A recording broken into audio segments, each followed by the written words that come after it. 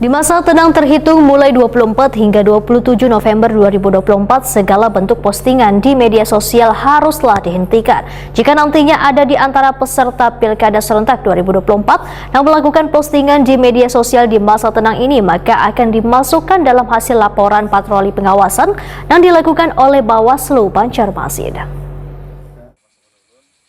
Di masa tenang terhitung mulai 24 hingga 27 November 2024, segala bentuk postingan di media sosial haruslah dihentikan. Jika nantinya ada di antara peserta Pilkada serentak 2024 yang melakukan postingan di media sosial di masa tenang ini, maka akan dimasukkan dalam hasil laporan patroli pengawasan yang dilakukan oleh Bawaslu Banjarmasin.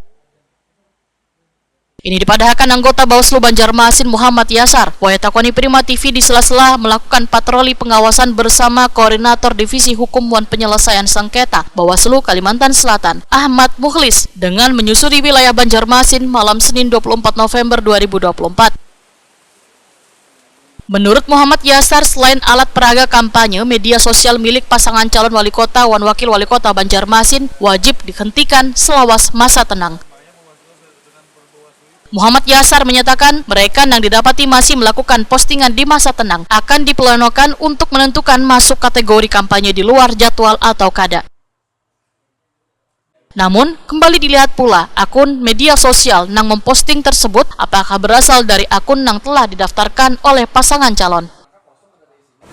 Nah, tentu terkait dengan media sosial karena kampanye sudah tidak diperbolehkan, ini tentu akan kita masukkan di laporan hasil pengawasan kita.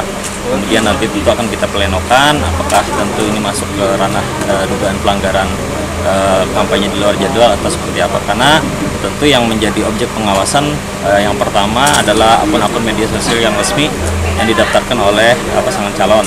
Ya, kemudian terkait dengan akun-akun yang tidak resmi, tentu ini menjadi catatan kita dan tentu akan kita masukkan sebagai laporan hasil pengawasan kita. Kemudian mungkin akan kita plenokan jika memang ada akun-akun yang masih melakukan kampanye di masa tenang.